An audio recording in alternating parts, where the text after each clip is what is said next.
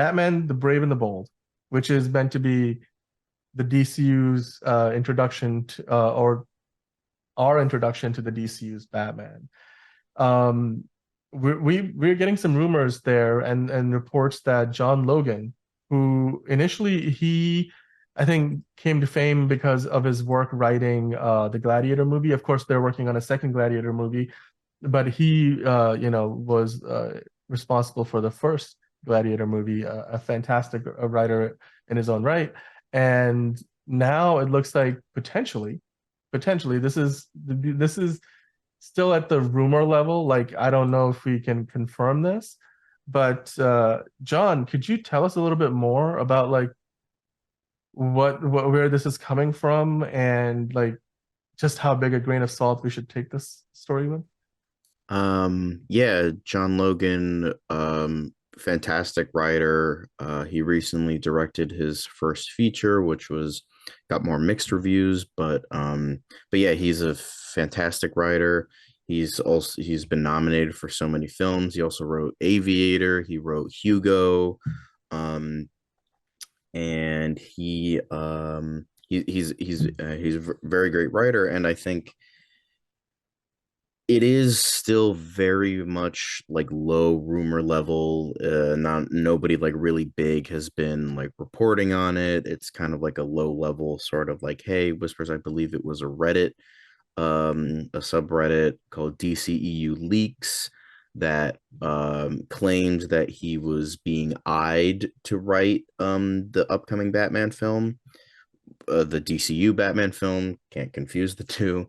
Yeah. But it seems like if it is the case, if this is true, it would be a huge win for the DCU because even though he hasn't won his little golden statuette yet, he's got a lot of clout behind him. He's got a lot of talent behind him. So I think that could be something really, really good if it is the case. If it isn't, I'm sure that James Gunn and Peter Safran will find a good writer for that, whoever that may be.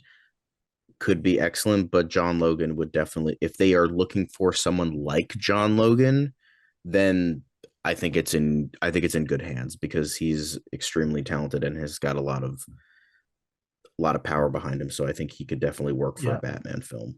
I mean, this guy, worked on Skyfall and Spectre. Yeah, So he's got the creds, like he's got the credentials. I think if they hired him, they wouldn't be doing anything wrong. It just depends, I think, maybe on the kind of type of story they're trying to tell. right. And and what Andy Muschietti and James Gunn's vision for this project is. Because yeah, you're introducing Damian Wayne in a live action cinematic universe for the very first time ever. We've never really even gotten close to that. I think even in the 90s, we always had like and the version of Robin we got was not like Batman's son. And then yeah, we're going off the Grant Morrison run. So in recent iterations of Batman, the closest we've gone to Robin in the 21st century is of course John Blake, or John Robin Blake, I suppose, with Joseph Gordon-Levitt, which was like I would have loved to see, what his version of Batman would have looked like, but I don't think Warner Brothers thought of it that as like a financially viable situation. Plus, also, I don't think Christopher Nolan wanted to be involved in the Batman anything comic book related after doing three movies. So we know, like, as far as Batman and Brave and the Bold goes, the movie itself, that Andy Muschietti, who recently directed The Flash, he has now sort of gone back over to the It franchise, which is really how he rose to fame. And he's working on this show called Welcome to Derry, which is a prequel to the It franchise. And that's over at Max. And it looks like he's focusing on that first and foremost. And then over time, I think once that, because I don't know, like maybe that's because nowadays a lot of these shows on streaming services, you see that the executive producer also like ends up directing a bunch of episodes. Like James Gunn directed I think at least most, if not all, of the episodes on Peacemaker season one. So I could definitely see that, and if Andy Muschietti is also directing the episodes in addition to like being the showrunner for it, that it will probably take him at least all of 2024, maybe until he can switch gears and start working on Brave and the Bold. But if he's not in charge of the script, then you can certainly hire a writer and get them going on the story and everything. And I'm sure Andy's going to have enough time on his hands to maybe sit in on a few meetings, make some decisions, but not have to be there day to day writing the script. In fact, I think for the Flash, was it Christina Hodson, if I'm remembering correctly, who wrote the script? Or it Yes, I was, believe so. Yes, I yeah, like it believe that's what it wasn't was. a script from Andy Muschietti or like his sister who produces these movies. Like it's he just kind of came in as a director and using a script that was given to him. So yeah, I can definitely see that Batman the Brave and the Bold, and especially with like how Marvel operates, for example, if that's what DC is gonna do, like at DC Studios, they have a bit of like this brain trust, this writer's room already. So they don't necessarily need the director to be super involved until a certain point in the development of the project. Like the director, it's like a TV show almost in some ways, where the director, unlike a traditional movie hierarchy where really things don't begin until the director is on board. I think with the way Marvel Studios works, and maybe that's how DC Studios is gonna, that's where they're taking the cues from. They can probably do a lot of pre-production, maybe even a storyboard or previs, some absolute key sequences that need to include regardless of who the director is, and then even have the script kind of go through some revisions and until the it's finalized before the director 100% jumps in and starts spending a full time all of their attention on that movie. So yeah, I'm interested in seeing where this goes. John Logan is certainly would be a great choice. But if let's before I kind of finish up, John, is if let's say John Logan isn't the writer, would you have somebody else in mind potentially, or do you think John Logan would be fantastic and they should just go get him already?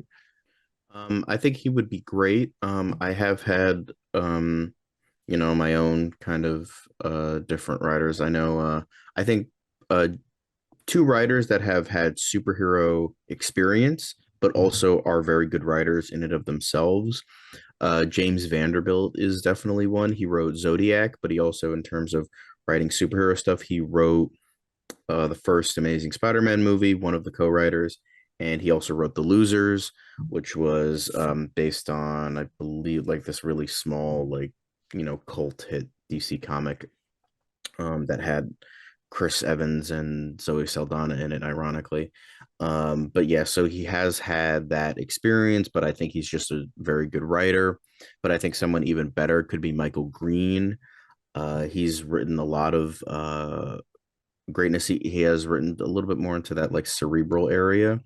Like I know he's written for American Gods, which is kind of like that weirder sort of side. So if there is like sort of like a weirder villain, he could definitely do a really good job. And he also has that superhero experience.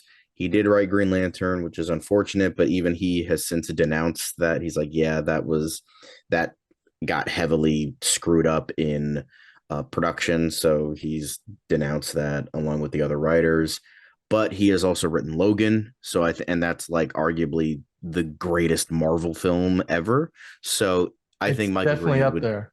Michael Yeah. Green would definitely be a really good choice for like who, and both of them are kind of both in line with that sort of like John Logan like idea that they want someone who has had a lot of like really good work behind them, but additionally they Michael Green has had that superhero experience, so he knows how this like works and what to do, and he's brilliant. So I think he would definitely be a really good choice, but I wouldn't mind any of them. I think again, Gunn is picking the right people, and John Logan would be great, and or whoever they do actually choose, if it's just like a unsubstantiated rumor.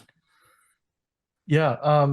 I mean, guys, let us know in the comments. Like, what do you think? Would you want John Logan to be the writer of Batman: Brave and the Bold? Like, would you like John's pick I mean, if you bring in somebody who wrote a movie the caliber of Logan, then I think you're in good hands, regardless of what kind of story you're writing, because Right. that movie works on so many levels. But yeah, I mean, there's such a vast amount of talent out there in Hollywood. I personally always would love to see David S. Goyer kind of come back to the superhero genre because I loved his writing style for what he did with Man of Steel and such. But um, I think he's busy right now with like the Foundation on Apple TV Plus, and he's got other stuff going on. So, but anyway, guys, let us know in the comments. What do you think? Would you want to have John Logan write Brave and the Bold? Are you excited about seeing Damian Wayne live action for the first time in the world of DC?